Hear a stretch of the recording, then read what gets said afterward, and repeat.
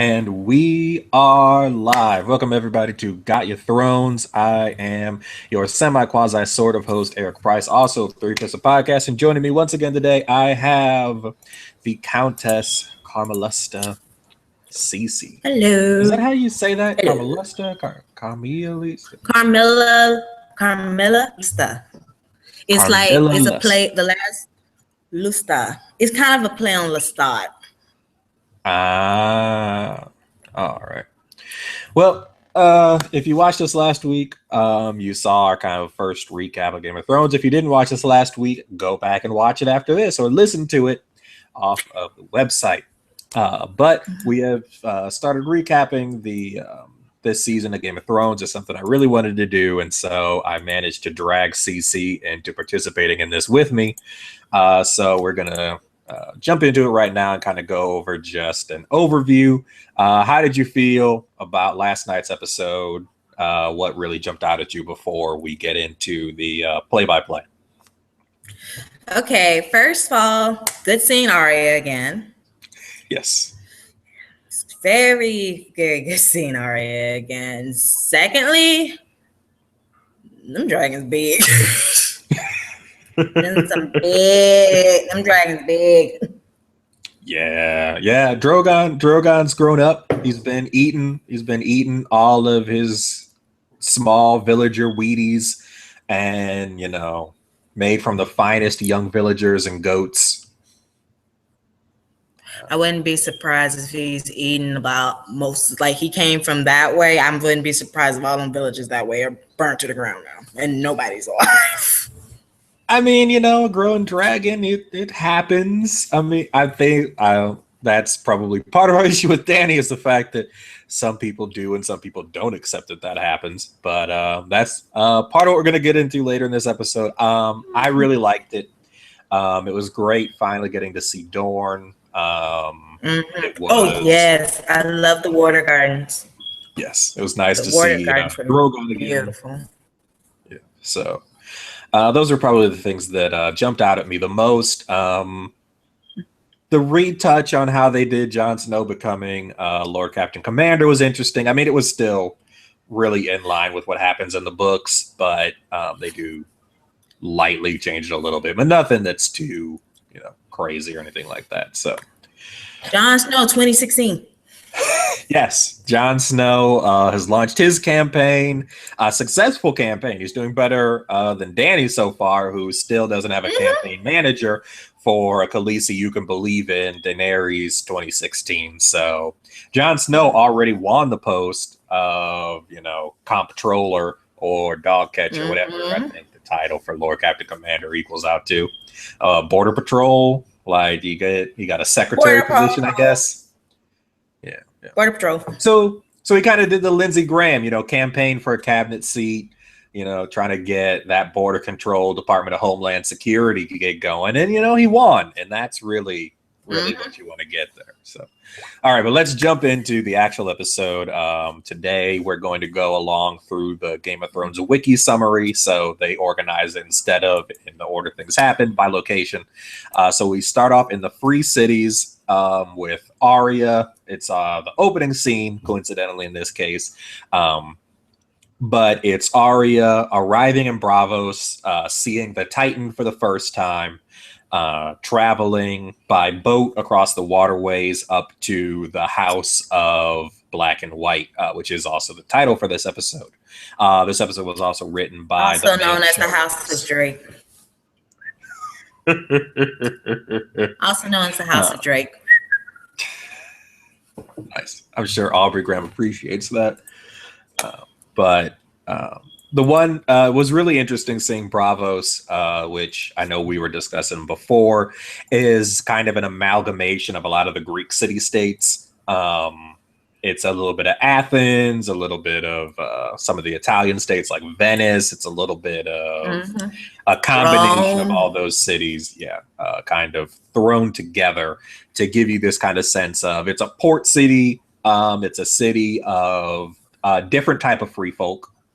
Because one thing that they haven't really gotten into a lot in the show is that Braavos was basically a city of people who escaped from either the slavers down where Danny is at, or from the Targaryen Empire, and they all kind of began to populate in this area of Bravos as the free cities, or one of the free cities. And so it is a very cosmopolitan area, and so they have a lot of temples. We only really see and focus on one temple, the House of Black and White, but if as they expand out into the city, we may actually start to see some of the temples to the other gods, including R'hllor, the god that Melisandre worships. The god of light.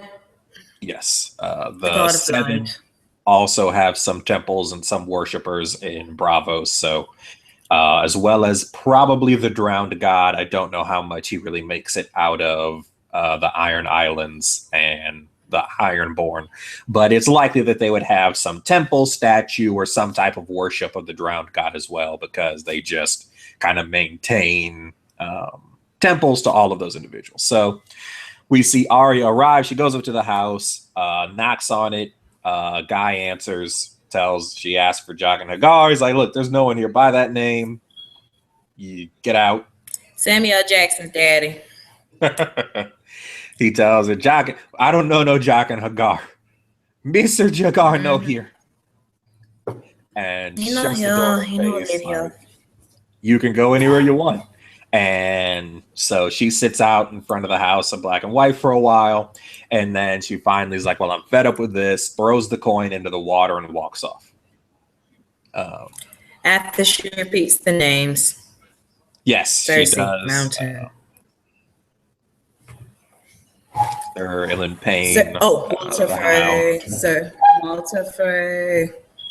Yes. So she goes through her list of names. Obsession, thy name is Arya Stark. Like, I don't know if people necessarily appreciate how creepy that is. She's like, what, 13 years old, 14 years old at this point in the show, and she's sitting holding a faceless coin, repeating the names of people, adult, grown people who she wants to murder. That's kind of messed up. Like, I know we root for her because, you know, everything bad that's happened to her family, but look, she probably needs a psychiatrist less than she needs an assassin teacher. Yeah. Maybe she watched her daddy get beheaded.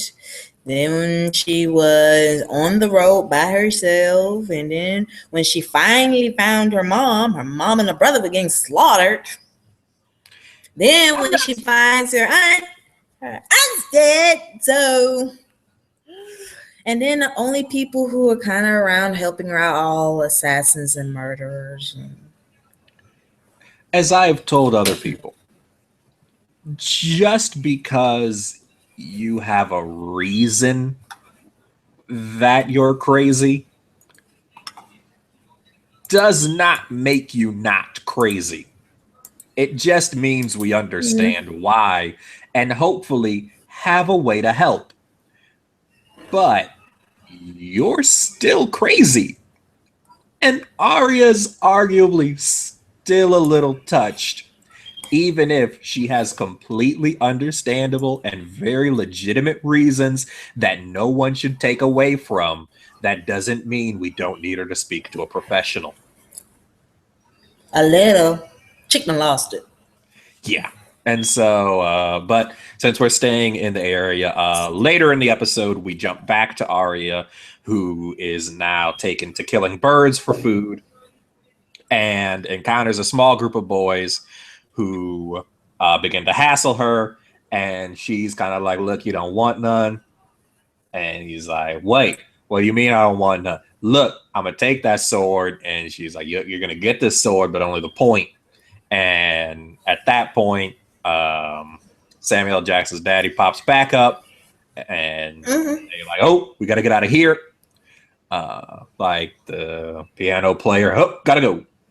And so Arya goes and talks to him, And he faced Morse into Jaqen and states that a man is not Jaqen Hagar, and indicates that Arya may now join him in the House of Black and White. I thought that was real. That really tripped me out when he changed his face off like that. And Yeah. so does that mean Arya gonna turn into a black woman? It means she could. I mean, he turned to an old black man. He did turn into an old black guy. Like, that is, I mean, we saw him change faces before in, what was that, season 3? 2? 2? 3? Yeah, it had to be 2. Had to be. It was 2? Yeah, because, see, Arya was with the Hound in season 3. Oh, true. True, she was with the Hound. And then she was in the, Lord have mercy, what's that castle called? Harrenhal. Harrenhal, that's it. She was in Harrenhal in season 2. Yes. Because that's when Daddy Lannister showed up. Yep. And she was the water bearer and basically his assistant. So that's right. She did intern with Tywin. I forgot about that. She had that summer internship. Yep. Tywin, where she met Jaqen Hagar, who helped her get a job at the House of Black and White. I mean, Arya's tale really is a tale of travel and networking, and always get promoted every time you go to a new place. And always learn from the people around you, like she learned from Tywin Lannister. This is true. So Arya's continued to try and work her way up in the world, and now she's gonna go to assassin school. But yeah, no, I'm really excited to see what they do with her in this part. Like I've told people, I don't want to go too much into some of the stuff that we do know about the House of Black and White and all that, just because I'm sure it's going to be a major point in the show to go over kind of what's all going on with Arya. So I'm going to transition off of that quickly into the other star right now. Tyrion and Varys are in Varys' carriage traveling away from Pentos. Tyrion is still pretty torn up about murdering Shay and his dad. And so they're going to Volantis. Tyrion is despondent. He doesn't want to hear anything that Varys is saying, while Varys is trying to tell him that, look, you were a really good hand to the king. You were pretty good at ruling. Maybe not everything went perfectly, but you did a good job.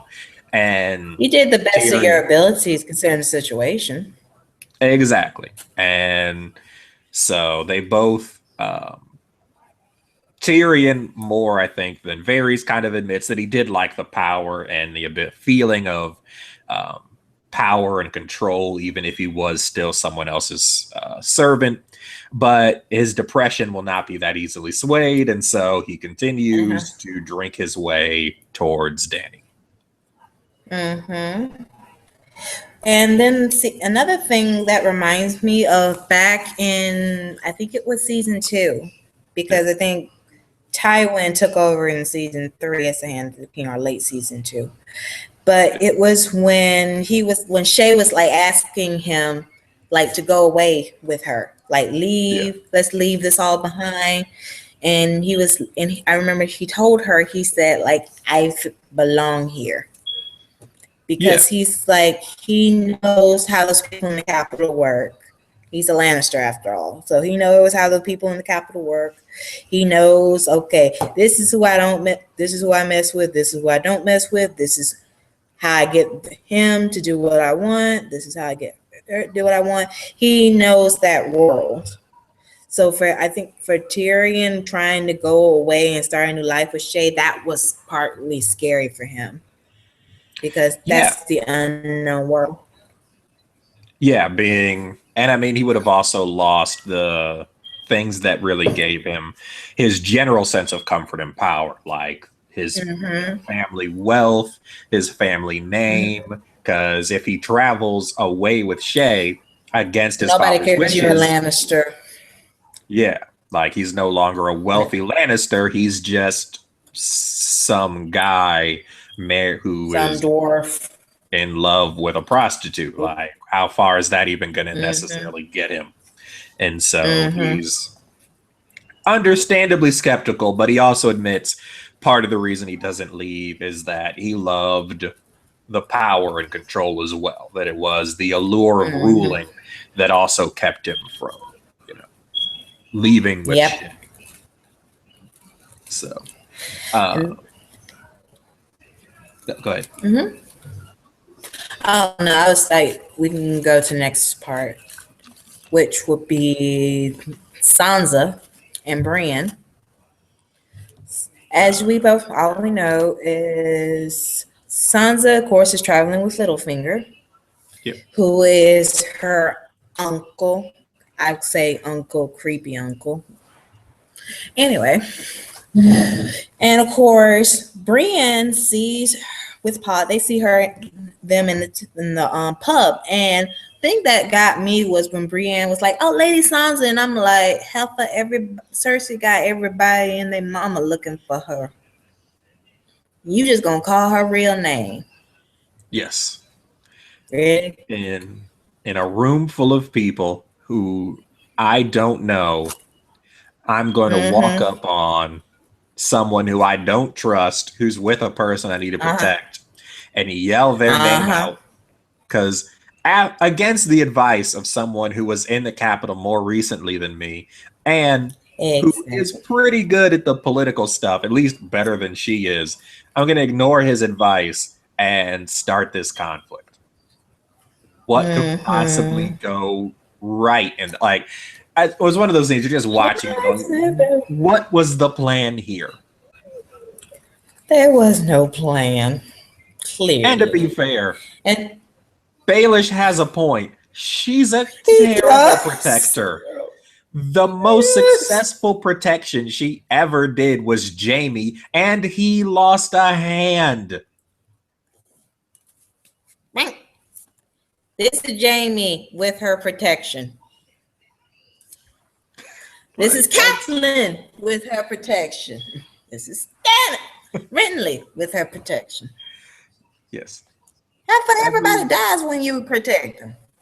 Yes. Everyone she has tried to protect has ended up dead or maimed. Mm-hmm. And so if I was Sansa, I wouldn't be signing up for her protection either. Like, even if I don't trust Baelish, at least he doesn't have a reason to kill me yet. You protect people and they die still. Baelish is the devil, you know.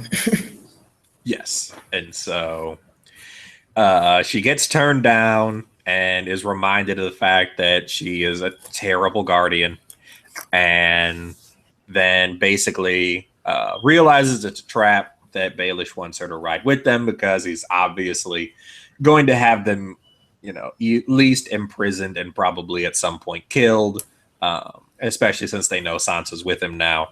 And so they run off. Pod helps steal a horse that he can't apparently control, and Brienne has to go and kill some dudes. And then her and Podrick have a short conversation where he points out, maybe you don't have any more work with the Starks. Like, look, the company's out of money. You've been let go twice now. They didn't want to pick up your option. Maybe you find a new team. You're a free agent now, Brienne. And she's like, nope, we're gonna follow them. I only want to play here.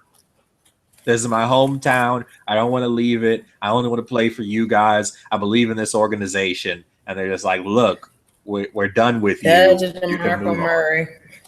Yeah. She's kind of going Randy Moss with like the Patriots, where he just kept politicking, like, hey guys, no, I really want to come back. I really want to play here. And it's like, no, we're good. We're good. We're good. We're good. We're good. We're good. Yeah. No, we love you too, but it's over. It's over. Brady could have been not an idiot and won that Super Bowl Randy Moss was playing in. But no. They can bring the girl up to you. Yeah. Anyway. Didn't work that one out. Okay. All right. And I noticed the thing about Sansa, she's getting smarter. Yes. She's because for the last 3 seasons, 4 seasons, she has been annoying the living with this. Whoa, it's me. It's like your younger siblings can manage themselves better than your behind. Yeah, no, she's definitely had some issues like we kind of talked about last week. She had this whole Mm-hmm. fantasy in her head of what life in the capital would be like and what her life would be, and obviously um it was even less of a fantasy than It's what it basically could the have small been. town girl who dreams of being an actress in Hollywood. Then when she gets there, she ends up doing porn. Yeah, pretty much. I mean, well, I rather actually, she ends up being a escort or something like that. actually, that's probably what Never it did. is. It's the small town girl who goes someplace realizing she could end up doing porn and then ends up being an escort. Like, because you have to keep in Mm-hmm. mind, she went in thinking she was going to end up with Joffrey. And even after she realized how much of Mm-hmm. a monster Joffrey was, she was still like, nope, Mm-hmm. I can do this. I can make this work. And then it got worse. Mm-hmm. Like, it's not even just she kind of had to go do some sleazy films. It was like, no, Mm-hmm. she now has a room at the Bunny Ranch and is Mm-hmm. trying to put the pieces back together now after her dreams of acting have gone completely off the rails. Joffrey was the manager who ended up being her pimp, basically. Yeah.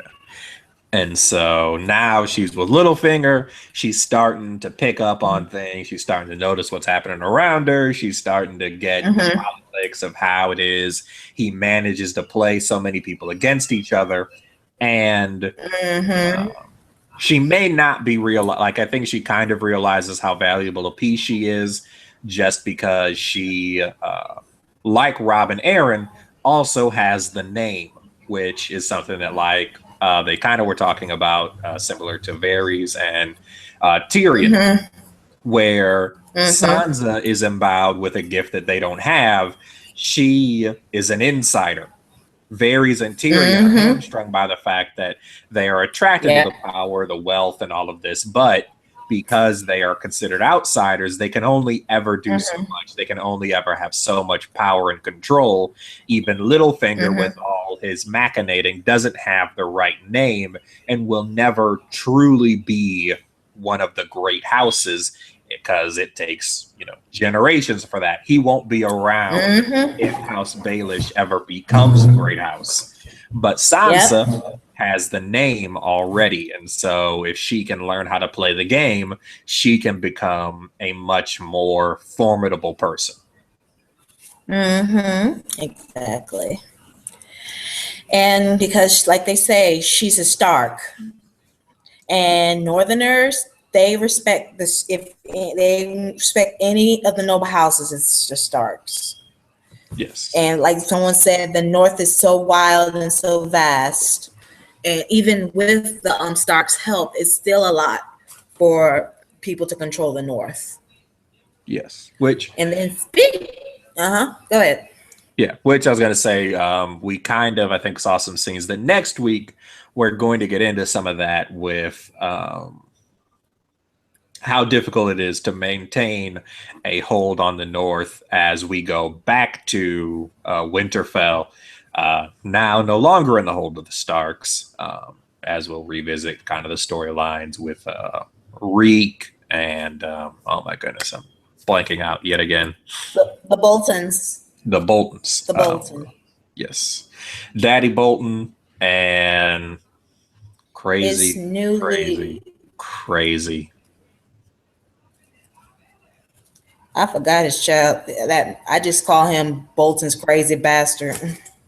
Well, Oh, no, that not a crazy Bolton bastard any bastard. longer, I don't believe. I think they legitimized He's him. not.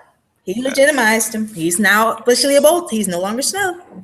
Yes, he's no Speaking of longer a Snow. Snow, Yes. An offer that speaking. John gets north of the wall.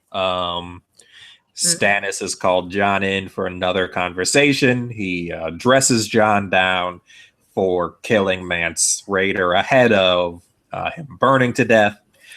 Though Jon is somewhat deferent, he doesn't really cower or bow down to He's like, Stannis's, anger on this one. He's just kind of like, yeah, look, I disagreed. What you gonna do about it? This is Jon. So that's Jon. So Stannis. Stannis then makes him an offer. I can use my authority as king to legitimize you. I'll make you Lord Stark of Winterfell, and the North will rally behind you because everyone knows that you're a Stark. And then I can use the Northmen to help me in my war against the Lannisters in order to reclaim the throne. Obviously, Jon is somewhat excited about this. It's everything he ever wanted, to be legitimized as his father's son, but he also knows he's taken his oath to the Night's Watch, which means he isn't supposed to have given up all rank and title, given up family, and agreed to stay out of the affairs of the realm.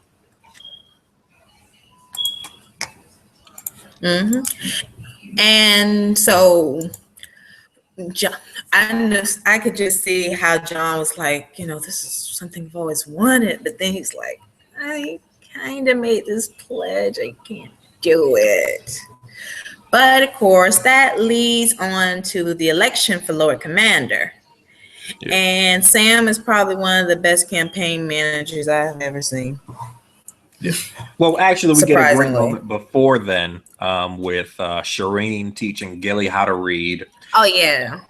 Apparently, Sam was not as good a teacher as she was, and so which Gilly kind of makes a point of during the conversation. And they have a conversation about grayscale, but during it, Sam makes a somewhat prophetic comment about the fact that at around, what was it, like 10 years old, they elected someone the Lord Captain Commander of the Night's Watch as the youngest Lord Captain Commander they ever had. Obviously, now we know this is a somewhat prophetic statement because he is realizing one way to protect Gilly and do what he feels is, right by everybody, as well as protect Jon, is to nominate him to be Lord Captain Commander. He knows Jon won't get rid of Gilly. And if Jon is Lord Captain Commander, then he's somewhat more insulated from Sir Alistair and Jano Slint basically coming into power and then using it to basically have Jon, Sam, and Gilly killed. Because, I mean, it's not like they can be thrown out. Like, the choices are like they're just basically going to push them until they die or till they break enough rules where they can have them executed as traitors. So, suicide missions everywhere. Yeah. And so it's clear that if Sir Alistair becomes the head of the Night's Watch, that Jon and Sam are in trouble. So Sam, after the initial names are put forward, Sam goes out and does his campaign manager thing, puts forth Jon's name, and discusses why he feels Jon should be the guy. Like he's been on missions. Lord Mormont believed in him. He went out to parlay with the wildlings. He's been on dangerous missions. When Sir Alistair was injured, he's the one who stepped up to help us hold the wall against the wildlings.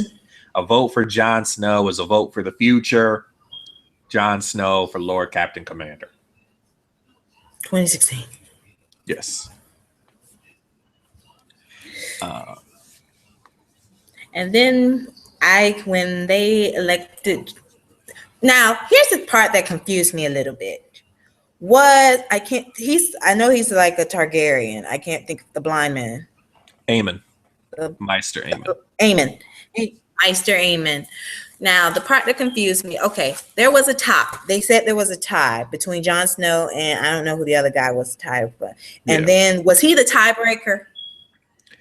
Or did he just count it? And It Okay, he was the appears tiebreaker. that Aemon had not cast a vote.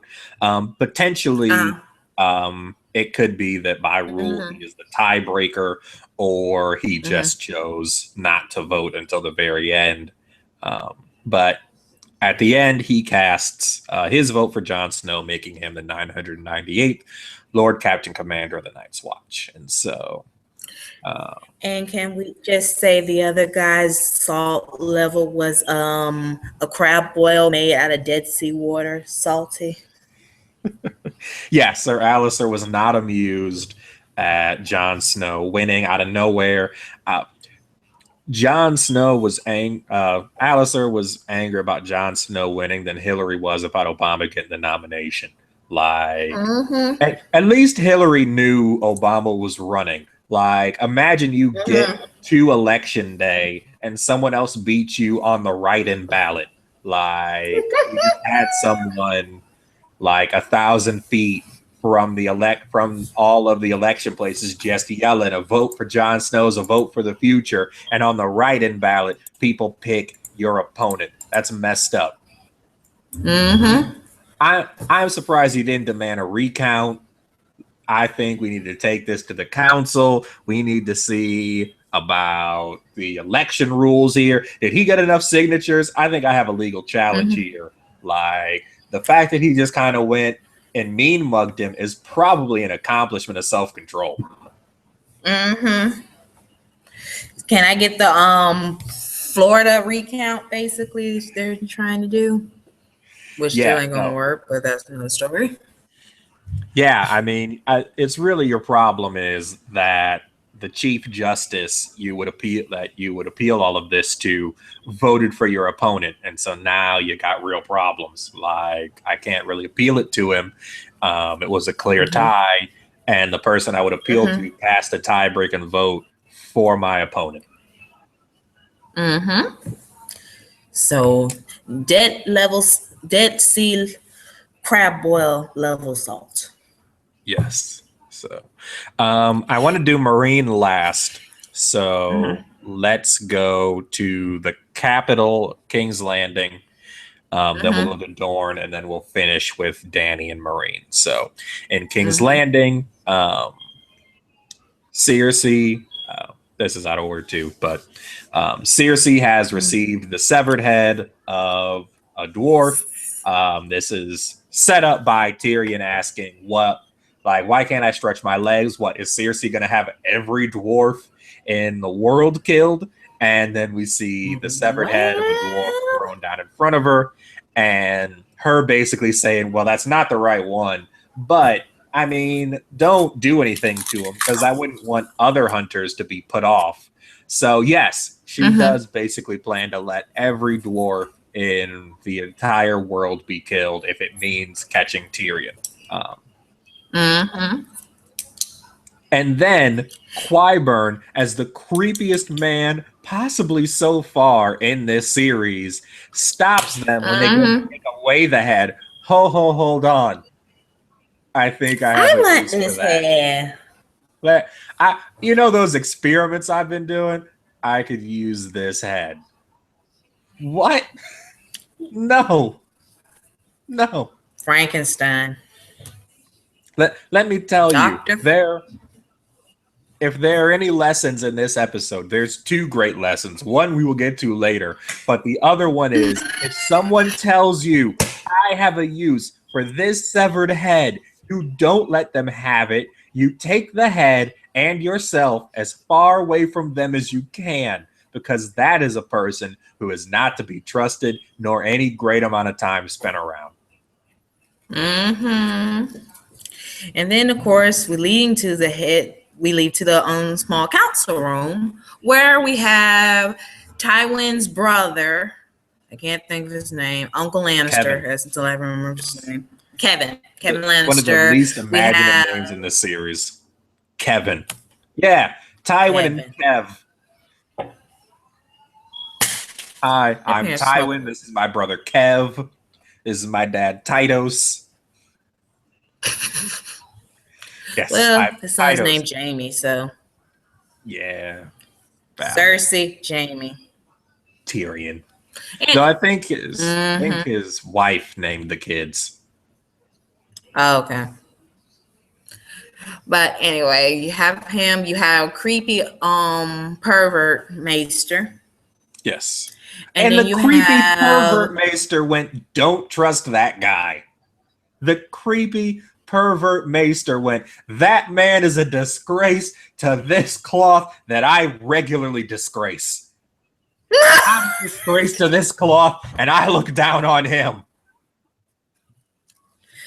he. But Cersei is like he's probably on some don't trust them new maesters over there Nah, look, she knows he's not because he. trustworthy too. That's why she got him. Mm-hmm, Like, mm-hmm. because this is, if people don't necessarily remember, when Jamie first gets back, um, when Cersei goes to present Jamie with the hand, Qyburn is the one fitting him for it. And then Mm-hmm. he kind of moves to the side. Him and Cersei have a little conversation, and then he leaves. And it's a conversation about an issue that she was having. Um, it is widely, largely believed that the issue is that while Jamie was away, Cersei got pregnant again and went to Qyburn to get the necessary herbs and Abortion. poison mixture in order to end the pregnancy. And so that is, and as the Maester, was it Pycelle kind of talks about, is that he is a disgraced Maester who, for some things like his experiments, was Mm-hmm. thrown out of the Citadel. Mm-hmm. And so now he's Yeah. become Cersei's personal Maester. Mm-hmm. Yeah, and then also that kind of goes back to the first episode when Lancel comes back and says, "I'm a man of God." Cersei, Yes. I know what happened. I got religion now. Mm-hmm. I enticed you into I led you into our unnatural relationship. She hit him with the "You've never led anyone anywhere." Mm-hmm. And if the abortion thing is true, well, he probably became pro life after he found God. Well, he might not even know that that happened. That's True. part of why she would go to someone like Qyburn, who would definitely keep that kind of thing quiet because she's allowing him to do his experiments that apparently involve Mm-hmm. severed heads. So, yes. Yeah. She announces that Tommen has declared Mm-hmm. Qyburn the Master of Whispers, that the position of Hand of the King will be vacant until Tommen is old enough to choose a candidate, that she will sit on the small council in the King's seat as the Queen Regent, and that Mace should be the Master of Coin as well as Master of Ships, which is just kind of made up, and that Kevin, her uncle, he would like him to be the Master of War. Pycelle obviously Mm-hmm. is mad over Qyburn's promotion, but Kevin is not going along with it, seeing the obviousness of Cersei's play to stack the council with Mm-hmm. people who are loyal either to her or ostensibly Tommen, at least enough to not go along with it as long as they get title and position. Kevin refuses the position and basically says that I will take this job if Tommen asks me, but I'm not going to sit here and go along with your terrible plan. If Tommen wants to ask me to be the Master of War, then he can come see me at Casterly Rock. But what I'm not going to do Mm-hmm. participate in this farce. He basically said, "I'm Tywin's brother" in that line. Yeah. And also another thing, what Cersei's doing, it just dawned on me, it's very similar to Eleanor Roosevelt. Because what happened when FDR he got really sick. Eleanor and his chief of staff, they were the ones who were running the White House while he was sick. Yeah. And they were saying, "Oh, the president said do this, XYZ." and do that when actually FDR was knocked out in his bed somewhere, had no idea what the heck was going on. Yeah. So Kevin hit her with the "I don't fuck with you. There's a million other things I'd rather do." Like, no. Like, what I'm not about to do is sign up for this bullshit, seriously. Mm-hmm. Like, Like I see the forest yes. trees. So, I'm out of here. but so he shoots it down in a great Mm-hmm. scene. One of the ones that I was really looking forward to seeing, because Kevin really is another pretty great character. He's not Mm-hmm. quite as masterful or controlling as Tywin, but I mean, you also have to keep in mind that he is also the second son, and Yeah, Jamie Tywin is was. like Uh, late 20s, early mhm. 30s now. So I think he's supposed to be in his 30s or almost 40s in the show, but he's a bit He's younger in the books. Jamie's 40 in the show because Tywin said, "I've been trying to teach you right for 40 years." Okay, yeah. I want So to say in he's the 40 years books, old in the show. yeah. I want to say in the book In the he's books, close he's to probably like 28 or something. maybe 30. He's a little bit older, but he's not, super old because he's still fairly close Mm-hmm. to Rob's age, and Rob is like 15, 16 when all this kicks off. So Jamie's Mm-hmm. probably, you know, in his late 20s, maybe early 30s. That's what I So, was thinking. 28, something like that. yeah. So, but speaking of Jamie, Cersei summons Jamie because she has gotten a gift from Dorne, a puzzle box that when you pull the center out, opens up to a red viper holding a locket that there's only two of. One is the one Cersei has, and the other is the one Myrcella had that is now sitting in the viper's mouth. Cersei is Mother and pretty. daughter Yes, lockets. the mother daughter lockets. Cersei is pissed at Jamie because Jamie doesn't take care of his kids. He's a worse father than Goku. At least Goku showed up sometimes and taught him to fight.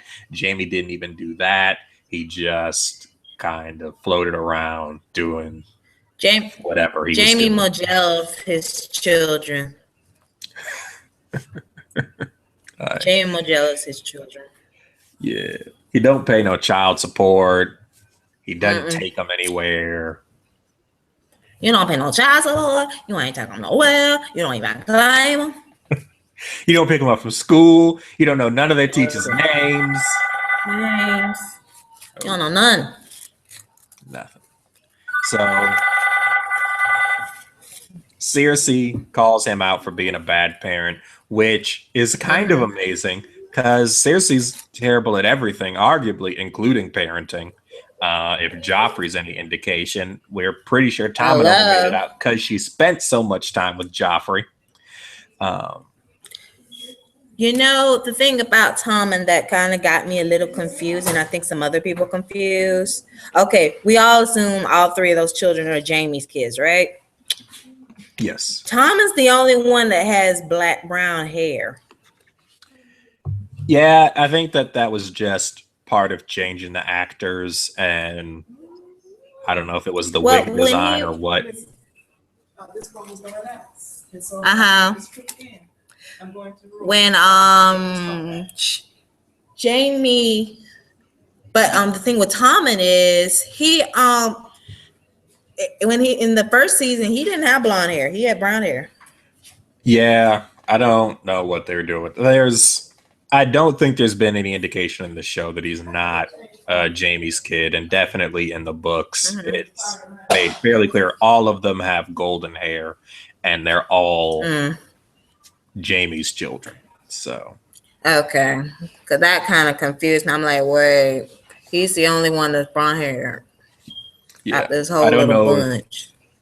Yeah, I don't know if it's a show direction choice or just the actor that they picked and they decided not to do wigs for the guys. Because I want to say most, if not all, the guys use their natural hair. It's just the women that use wigs. Lace front.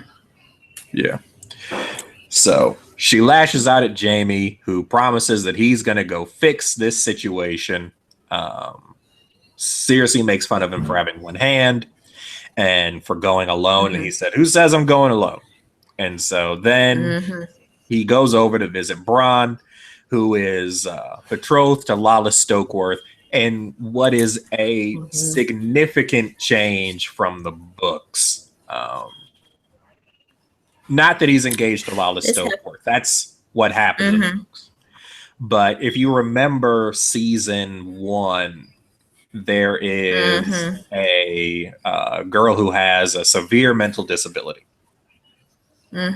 who is then attacked by when Joffrey goes into Flea Bottom. I think it's season 1. It might be early season 2. When they go into Flea Bottom and get attacked, the septon gets ripped apart by people. Lawless is attacked and gang raped by a bunch of people in Flea Bottom and gets pregnant. Now, in the books, she also suffers a severe mental disability and is also extremely unattractive. And so after the Battle of Blackwater, Cersei, Tywin has Bronn raised to, I believe, like knighthood. And then Cersei arranges for Bronn to be married to Lala Stokeworth, who he's also betrothed to in the show. Except they basically erase that entire backstory because the Lala Stokeworth who you see is kind of vapid and plain, but she's clearly not, right in the head. Yeah, she's clearly not suffering from a mental disability. She doesn't appear to be pregnant or have been pregnant. There's no mention of a child. And then Jamie produces a note saying that the marriage has been dissolved, like the betrothal's been dissolved, which in the books, he is married to Lawless I believe by the time Tyrion wakes up for the beginning of season 3, Bronn is already married off and disappeared from the books. He does not show up again. Though he is mentioned, he doesn't show up again in the books after that. So all of this is brand new with Bronn, from him not marrying Lawless to him going with Jamie down to Dorne. This is all new. No one is really entirely sure where it's going. I object to her not being mentally ill in the show. She's off. She's not right in the head. She is off and probably not right in the head. It's not to the same degree as in the books. Okay. I think that was kind of them splitting the difference. Where they where they didn't necessarily want to go into all of that. I mean, I feel like the suggestion in the books is probably something that we would consider akin to either not quite Asperger's, probably more Down syndrome is probably what we would more closely associate it with. I was about to say that, Down syndrome. And so I feel like to a degree they toned it back some, probably out of sensitivity, as well as that is a lot of backstory for a relatively minor character that nobody gives a crap about. Yeah, like you don't really care about Lawless other than Bronn's marrying her, even though he doesn't still really want to, other than the fact that she's wealthy. And then, of course, Jamie says, I'll do something better. Yes, there's also no one who doesn't believe Bronn was going to kill her sister. Like, we all agree that was the comment about, things coming around was that she didn't understand was, no, bad stuff's going to happen to your sister, all right, because I'm going to kill her so that we become the heirs so that I can take over this house because I want to live in that castle. Well. So it could work. yes, so Bronn That's how gets you move pressed up into in this service to help Jamie rescue Marcella in exchange for the promise of a much better castle and a much better girl than Lawless. So we don't really know who that is or if it's true, but Jamie isn't necessarily known for lies, so that is loud. I notice. I don't know.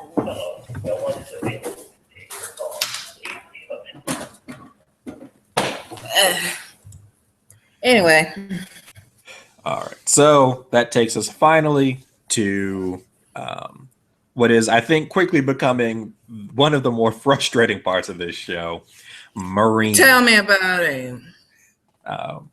Where Dirtbag Dario and Grey Worm, yes, I still call him Dirtbag Dario because I want gold tooth, blue haired pirate pimp Dario. You want that 80s we were rocker promised. Dario. No, I don't want 80s rocker Dario. He's wrong too. In the book, the description of Dario Naharis is that he has long curly hair, like loose curly hair, that he dyes blue, along with his beard and mustache that I think have gold tips on them. He has a gold tooth, at least one. He's kind of a bigger guy. He dresses wearing this really gaudy gold outfit, and he has the two naked lady swords. He dresses like a pirate pimp. I was going more for hood rat drag queen, but there's that too. More, yeah, same difference. That is the Dario Naharis of the books. He looks crazy, and in many ways is somewhat, he's kind of long haired. He's this kind of, outlandish kind of guy. He is arguably much more similar to Khal Drogo than our current Dario. That he's supposed to be kind of in keeping with this very showy, very self-assured, killer, similar to how Drogo was this very showy, like, he does this whole opulent dance and, makes a show of ripping his opponent's tongue out. Okay, so he was basically a blue-haired Khal Drogo. Kind of, with gold teeth and terrible clothing. Okay, that makes sense. So, Dario and Grey Worm are searching houses, trying to find Sons of the Harpy. And Dario gives Grey Worm a lesson in why fear is important, because the Unsullied are trained to not have any fear. And he's like, well, because you don't know fear, you don't know how to hide. That's why fear is valuable. It teaches you what people who are fearful will do. And so Dario is able to find the Sons of the Harpy by stabbing them through the wall. They drag the Harpy out. Dario apparently somewhere off camera puts him to the question. And old school interrogation. Yes. And establishes that he doesn't know anything else special. And then Dany's council has a huge back and forth. For book readers, there's something of a suggestion that another character combination has taken place. In the books, it's not the second sons who do a lot of this investigating. There's a different group who does it.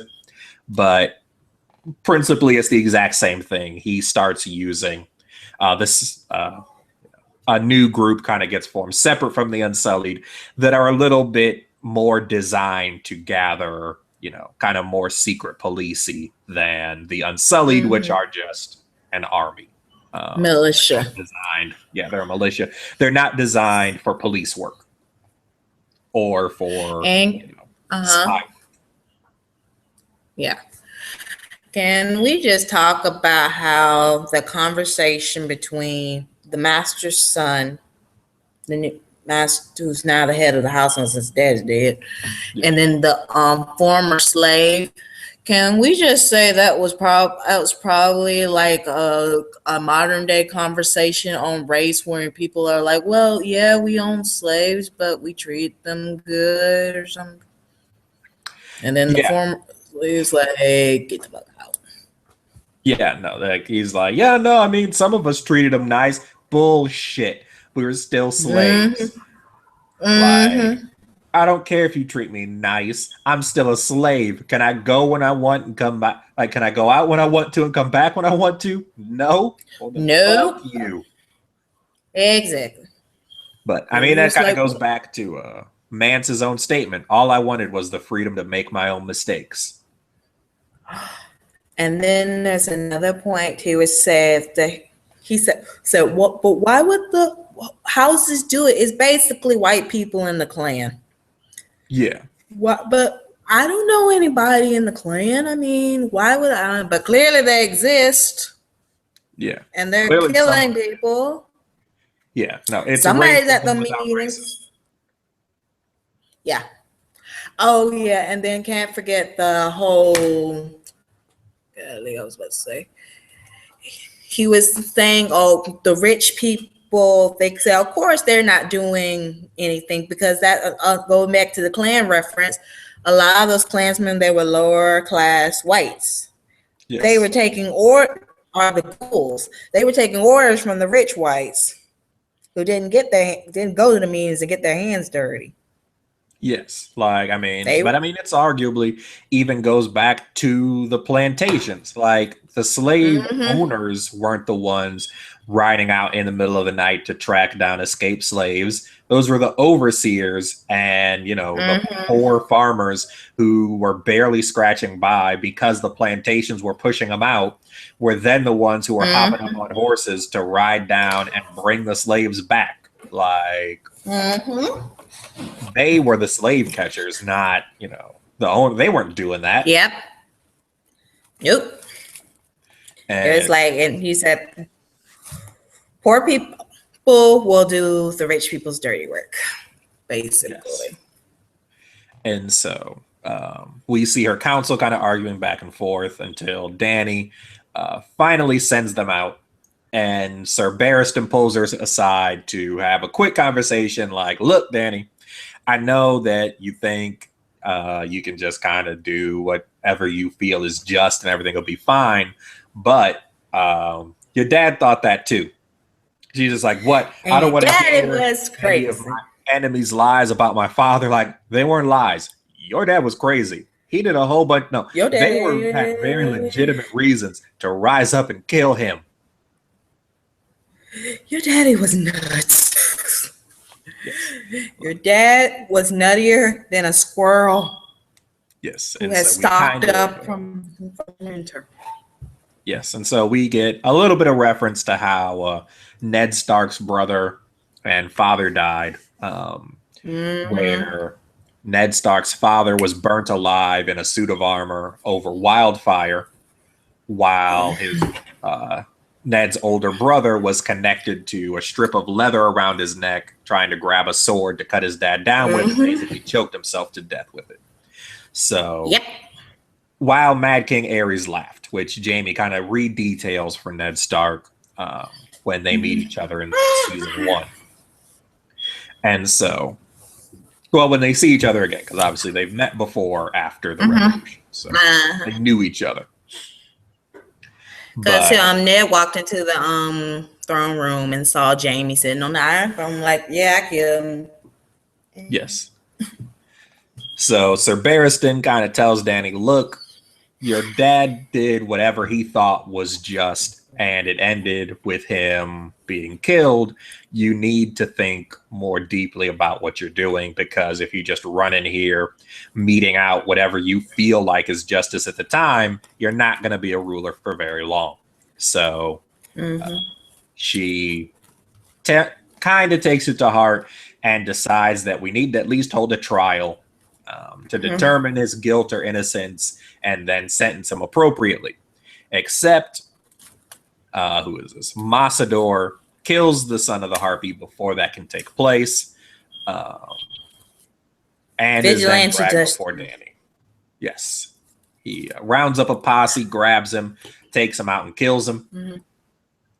And now Danny has a problem because he is a representative of the former slaves. He is one of the people who helped spark the revolution to get her into office. He's one of her oldest allies. And now, well, not oldest allies, but oldest allies in this city. And now she has to make a choice as to what to do with him, because if she's going to hold strictly to justice, he should be executed for it. If she's going to play favorites, then he should just be pardoned. And so she has to decide what to do. She decides to have him publicly executed because Danny is just making terrible decisions now. That's all she does. Basically, we're getting season 1 Danny back. Being stupid after stupid decision. Well, and also, fair, I noticed Sir Barrister, he is trying his hardest to make sure she doesn't turn into a father. I noticed that about him. Yes. Well, he's seen... He is trying his hardest, like, Lord, I do not want her to be Aerys Targaryen. Well, he's already seen one Targaryen go crazy, and so he's trying to keep her from doing the same. So we don't know if he's succeeding or not, but he at least got her to consider doing the right thing until someone took the choice out of her hands. And so she decides to kill him in front of everybody, which I think was a pretty dumb decision. Like, I think I even sent out a tweet. I don't remember if I posted it somewhere or sent out a tweet that if you just kept him in prison for the rest of his life, people might not be happy, but he's still alive so that they can hope he gets executed or hope he gets freed. But by pardoning him... Or he could be on vacation. Yeah. But I mean, even if you pardon him, you anger the great masters, but they already hate you. Like... The worst, like, even if you killed him in private, you stand a chance of things not popping off just because it'll take time for word to spread, and hopefully it'll dissipate anger enough that you just don't have anything happen. But instead, you get everybody together, publicly execute him, and then start a and that was the first Marine race riot. It's like Danny is getting a lot of bad advice because nobody on that council knows how to rule a damn thing. Nobody. You got a former Kingsguard, a former second son, that's dirtbag Dario, and then you had Sir Jorah. What's his name? Sir Jorah. He's gone. So it's like you have none of these people know how to rule or do a thing. It's basically the people who are running Herman Cain's campaign. Yeah. Well, the problem is the one person she does have who knows anything about ruling is Hizdar, the son of one of the former great masters. The problem is what he knows about ruling is what he learned from his father, who ruled or helped rule in a slave state. And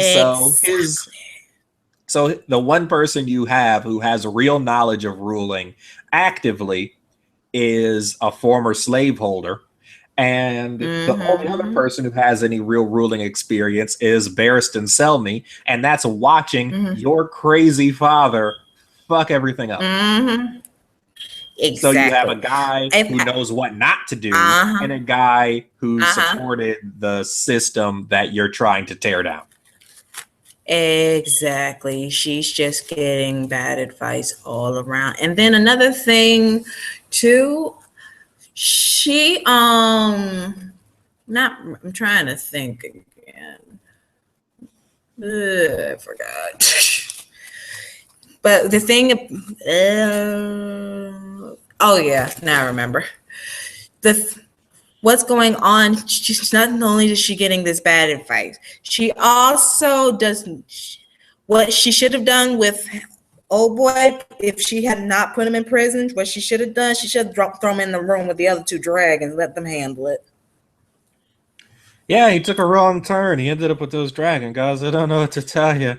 I Sorry. don't know what to tell you. He just made it look like he disappeared in the night somewhere. Like, where did he go? Yeah. Meanwhile, in the dragon's lair. Yeah. Well, I mean, this is the problem with what Danny ultimately did is that when they had the revolution, Danny, after they revolted, pardoned everybody.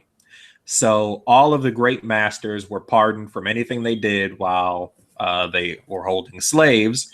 And the slaves who revolted, it didn't matter who they killed, who they beat, who they raped, who they stole from. She pardoned all of them too. But what didn't go away is all the animosity each felt. Because, the masters are all going, not all masters. And the former slaves are all going, slave lives matter.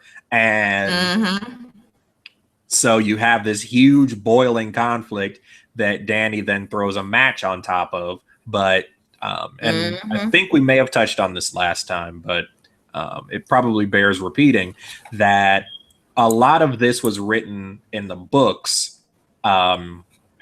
while we were kind of like a lot of the significant number of these books were written before the Iraq War because they've been, going on for years. These books were written during kind of the Afghanistan-Iraq War.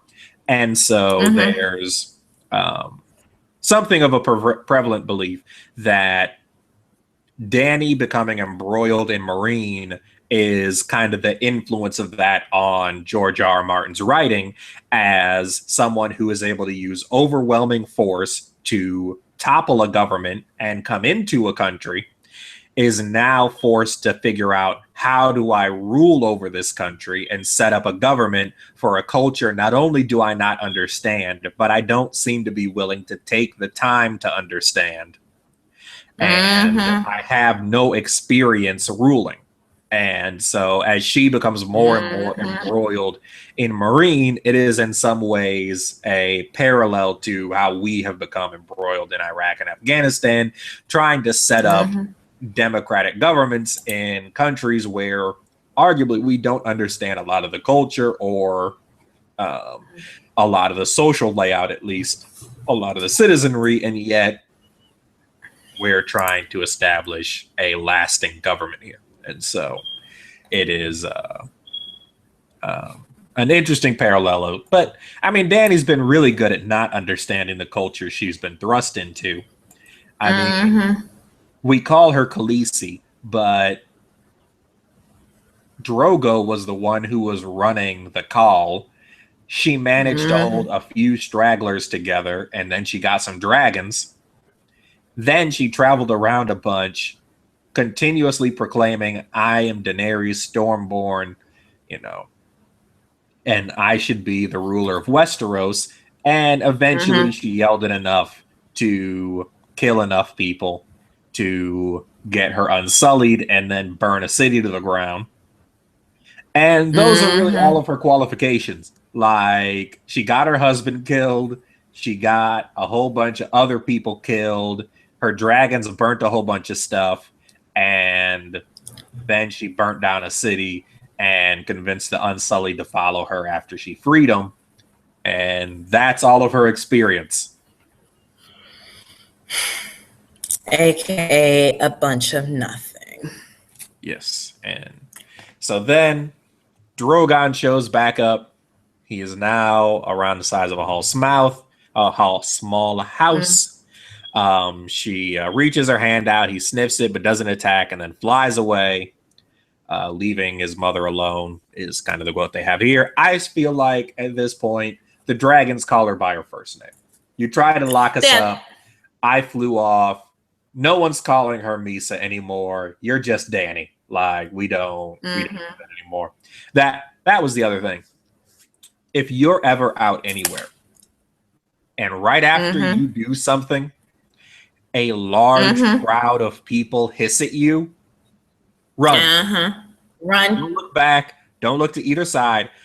Turn the opposite direction of that crowd and run as fast as you can. That's never a good sign. Mm-hmm. Because when someone hisses you, that means they don't mess with you no more. Not someone, a group. Half of a city looked at her and went, run, just run right now. You should never have waited for the rocks to be thrown. You should have been running already. I take that back. The only time you shouldn't run when a lot of people are hissing you is at a FAMU homecoming game. Maybe. The mascot's a rattler. We can't help it. Wait, am I alone? Because if I walk into the stadium, everyone turns and looks at me and goes, no, I'm out. I don't care what you say. I don't care what the mascot is. The entire crowd looks at me and hisses. I'm out. Nope. No, it's what we do. We hiss and we do the rattler strike. No, that is the beginning of a Milanese race riot. I know how this game is played. If you want to hiss at the team, that's one thing. When you are a lone person and everyone in a crowd is hissing at you, you get out. You get out. Don't fall for that. Don't fall for that. No, it's the mascot. Run. Don't walk, run.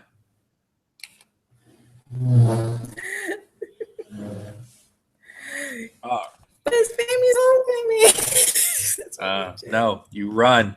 You run. Don't fall for that. All right.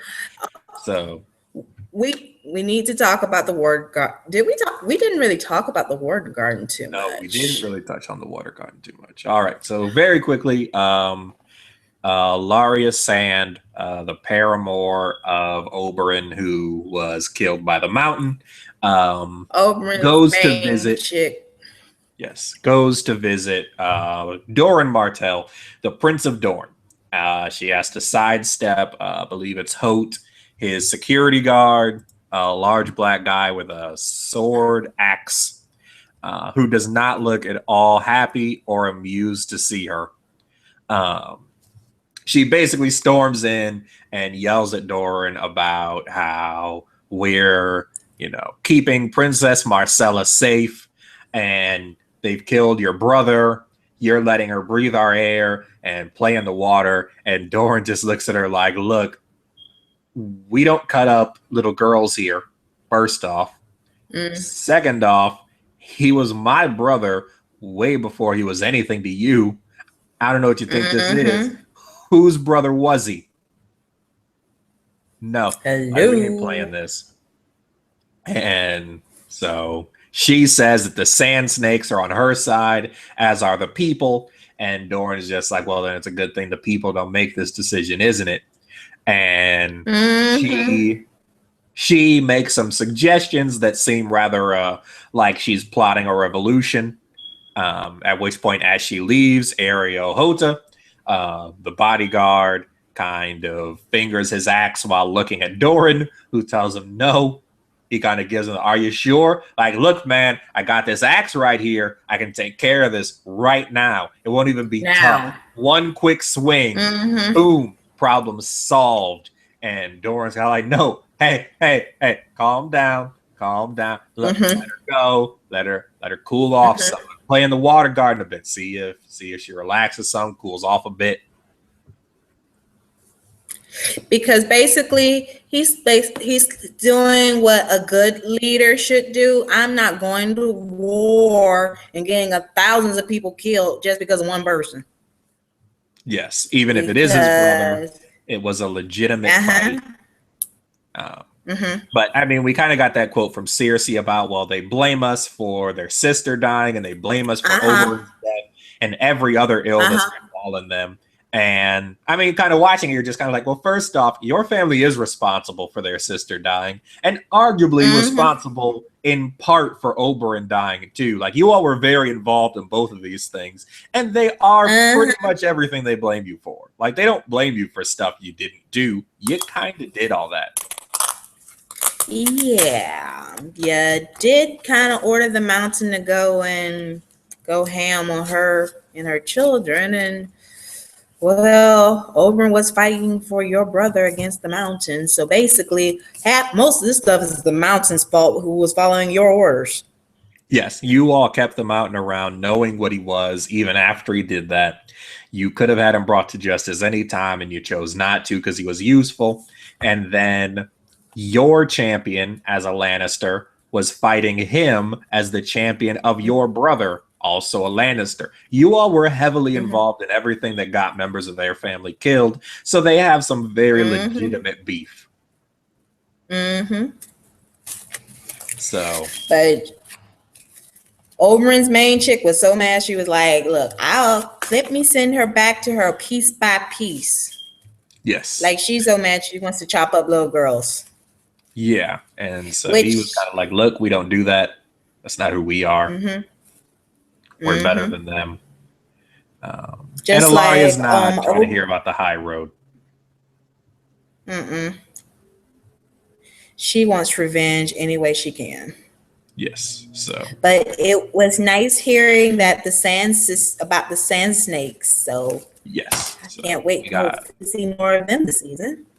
Yes, so hopefully we'll get to see more of them. But all right, very quickly, the next episode after this is High Sparrow. It's directed by Mark Mylod. I'm not sure what else he's done. In Bravos, Arya sees the many-faced god. That was actually one of the things I didn't too much want to get into, but that is the name of the god of the House of Black and White, is the many-faced god. In King's Landing, Queen Marjorie enjoys her new husband, and Tyrion and Varys walk the long bridge of Volantis. So apparently we're going to get to see some of Marjorie and Tommen, which I'm sure will keep Cersei very happy. And Bravos, Arya will start to engage in her training, or at least in getting to see some of the House of Black and White. And Tyrion and Varys' adventure towards Meereen will continue. So we should be continuing to build from there. Let me see if I can. The misadventure of Tyrion and Varys. The misadventure of Tyrion Varys. All right. Mark Mylod, who is directing this next episode, has also has credits for Ali G in the House, The Big White, What's Your Number, as well as the shows Cold Feet, The Royal Family, Bang Bang, It's Reeves and Mortimer. He also co-produced and directed episodes of Entourage, Shameless, and Once Upon a Time. So he's doing 2 episodes this season, and he obviously has more than a few shows and movies under his belt. I heard Algie and automatically started getting worried. He's also done Entourage, Shameless, and Once Upon a Time, who's been, I would assume a bit more recent and popular, at least. So it'll be interesting to see what his direction is. I don't know if he's directed too much this season yet. So.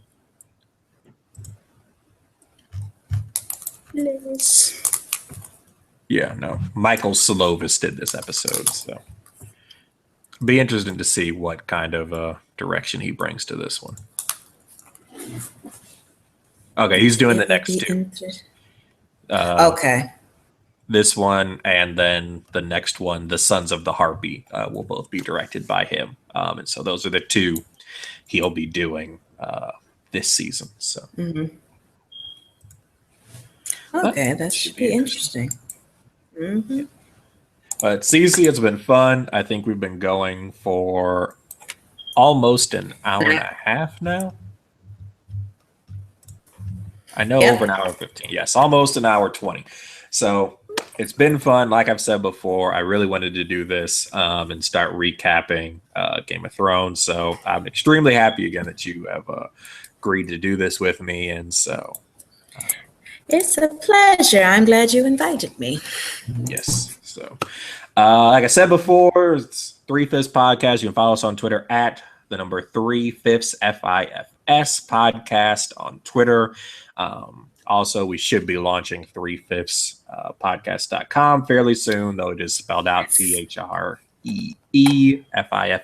podcast.com. You can follow me on Twitter at AYRRYK. You can follow her on Twitter at Carmilla Lusta. You're going to have to spell that one for me if you want that spelled out. Carmilla, Carmilla, which is the first female vampire novel, and Lusta, Lusta, is a play on the word Lestat, who is from Anne Rice's Interview with the Vampire and Lust. Nice. So you can follow us on Twitter there. You can also tweet at us either at the 3/5 podcast account or with the hashtag GotYaThrones. It's been fun, and do this again same time next week. All right. Peace. Peace.